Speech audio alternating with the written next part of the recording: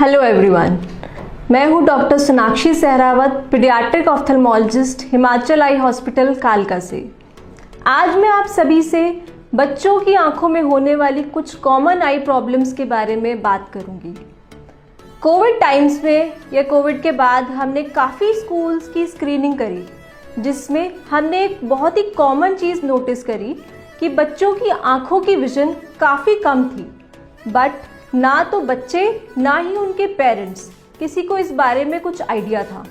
हाँ, कुछ ऐसे पेरेंट्स थे जिनको डाउट था या आइडिया था कि शायद उनके बच्चों की आंख कमज़ोर हो सकती है, बट उन्होंने कहीं पे भी दिखाया नहीं।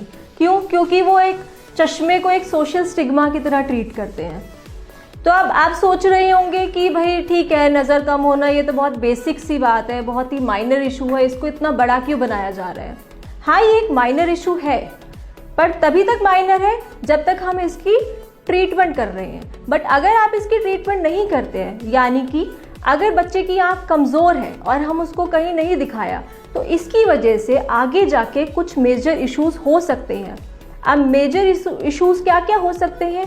जैसे अगर बच्चे की आंख कमज़ोर है तो बच्चा क्या करेगा? अपनी आंखें स्क्वीज करेगा देखने के लिए, या फिर क्या करेगा, ठीक है पीछे से नहीं दिख रहा, आगे से देखने बैठ जाएगा ब्लैक बोर्ड को। अगर वो भी नहीं होता है तो बच्चा एक आंख बंद करने लग जाएगा। अब प्रॉब्लम जब ही आती है जब बच्चा एक आंख क्लोज करने लग जाता है, यानी कि अगर बच्चा एक आंख बंद कर रहा है, यानी कि उस आंख में उसकी नज़र काफ़ी कम है as compared to other eye, तो आगे जाके इसकी वजह से उसको स्क्विंट हो सकता है। स्क्विंट यानी कि महंगापन हो सकता है। अब बार बार उसको ठीक नहीं दिख रहा है तो इमेज क्लियर करने के लिए वो अपनी आंखें रब करेगा।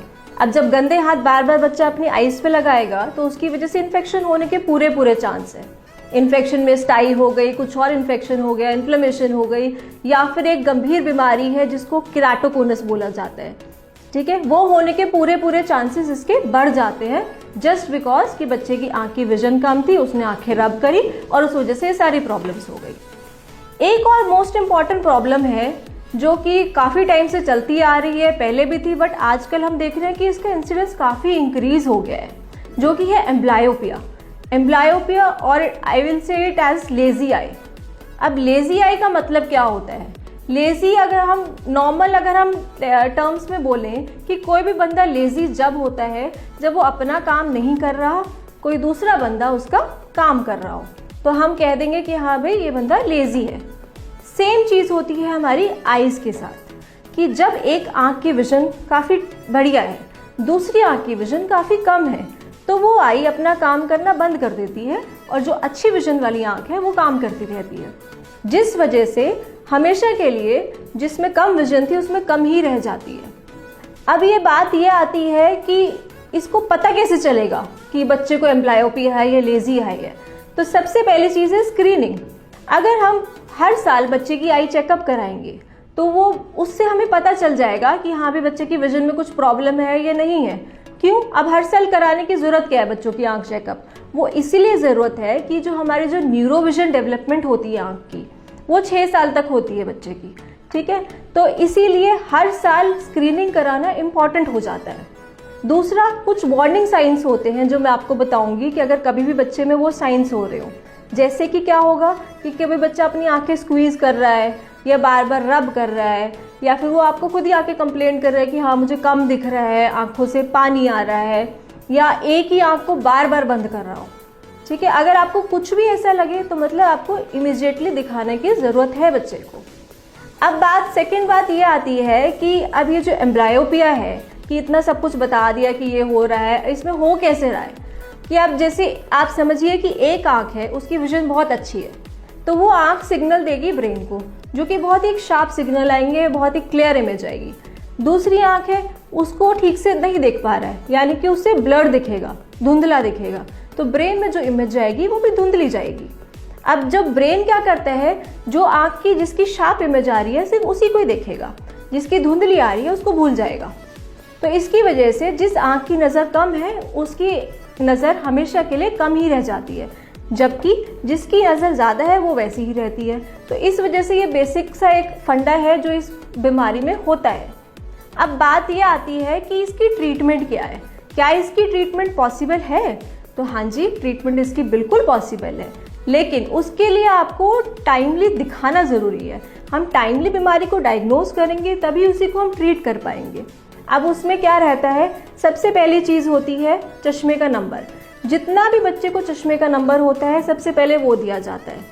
अब आप सोच रहे होंगे ठीक है चश्मा दे दिया, हो गई नज़र ठीक, अब क्या करना है। नहीं, चश्मे का नंबर दे दिया, उसके बाद हमें कुछ एक्सरसाइजेस बतानी पड़ती हैं जिसकी वजह से जो आँख की नज़र जिसमें कम है उसको हम स्टिमुलेट करें कि वो देखना स्टार्ट करे। वो कैसे होता है, एक बहुत ही पुराना तरीका है जो पहले भी कामयाब था, आजकल भी अच्छा चल रहा है, वो है पैचिंग। इसमें हम क्या करते हैं, जो आँख जिसकी नज़र अच्छी होती है उस पर हम पैच लगवा देते हैं और बच्चे को फोर्स करते हैं कि वो दूसरी आँख से देखे, दूसरी आँख से काम करे। अब इसका डिसएडवांटेज क्या है, डिसएडवांटेज ये है कि इसका कंप्लायंस काफ़ी पुअर होता है। जैसे बच्चे लगाते नहीं है, आपको पता ही है बच्चे हर चीज़ में ज़िद करते हैं, उनको लगता है ये क्या लगा दिया, हटा देंगे बार बार पैच को, या वैसे ही ज़िद करेंगे नहीं लगाएंगे उसको, तो फिर पेरेंट्स भी छोड़ देते हैं कि नहीं लगा रहा, चलो रहने देते हैं कि बाद में देख लेंगे, जब बच्चा बड़ा होगा तब देख लेंगे। लेकिन नहीं, अगर एक बार आपका बच्चा 11-12 साल का हो गया उसके बाद तो वैसे भी पैचिंग ज़्यादा इफेक्टिव नहीं है, ठीक है, क्योंकि पैचिंग का क्या होता है, ये सालों साल चलती है। कोई ऐसा नहीं है कि आपने आज करा दी, कल छोड़ दी, परसों करा दी, फिर भूल गए महीने के लिए। नहीं, इसका कोई फ़ायदा नहीं है। इसी वजह से ऐसे में इम्प्रूवमेंट आने के चांसेस नेग्लिजिबल हो जाते हैं और एक बार नज़र कम रह गई तो वो कम ही रह जाती है। तो फिर क्या अब इसका और कोई इलाज नहीं है? नहीं, आजकल एक और नई टेक्नोलॉजी आई है जिसको हम बोलते हैं न्यूरोविजन थेरेपी, जो कि काफ़ी सक्सेसफुल देखी गई है इस टाइप की प्रॉब्लम में। अब इसमें होता क्या है, इसमें एक ही कंप्यूटर बेस्ड सॉफ्टवेयर होता है जो कि बच्चे को ना पैचिंग की ज़रूरत है, ना किसी और चीज़ की ज़रूरत है, ना ही ऐसा है कि हाँ रोज़ हॉस्पिटल आना पड़ेगा, हॉस्पिटल में ही करना पड़ेगा। शुरू में हम हॉस्पिटल बेस्ड थेरेपी करते हैं, बट बाद में हम वो घर के लिए दे देते हैं।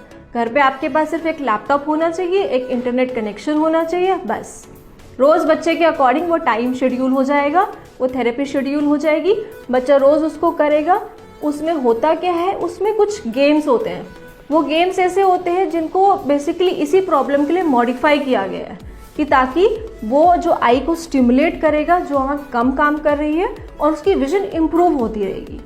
और काफ़ी कंपनीज़ हैं जिन्होंने ये सॉफ्टवेयर लॉन्च किया है, जैसे रिवाइटल हो गई, बाइनॉक्स हो गई, और इस चीज़ में काफ़ी इम्प्रूवमेंट देखी गई है।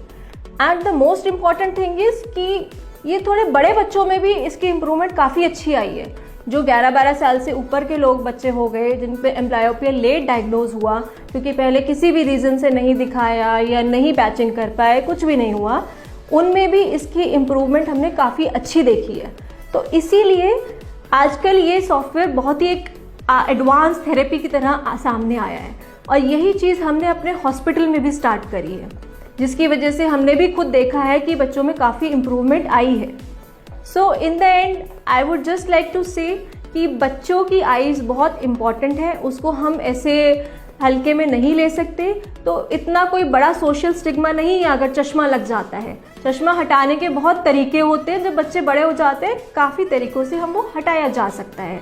लेकिन the most important thing is कि बच्चे की टाइमली आप आंखें दिखाएं, या तो स्कूल स्क्रीनिंग जो होती है उसमें कराएं, नहीं तो साल में एक बार अपने ऑफ्थल्मोलॉजिस्ट को ज़रूर विजिट करें और बच्चे की आइज़ का चेकअप कराएं, ताकि अगर कुछ भी प्रॉब्लम डायग्नोज होती है तो टाइमली उसका ट्रीटमेंट हो और आने वाली जो बड़ी कॉम्प्लिकेशंस हैं उससे बच्चों को बचाया जाए। So thank you very much for your patient listening. Thank you.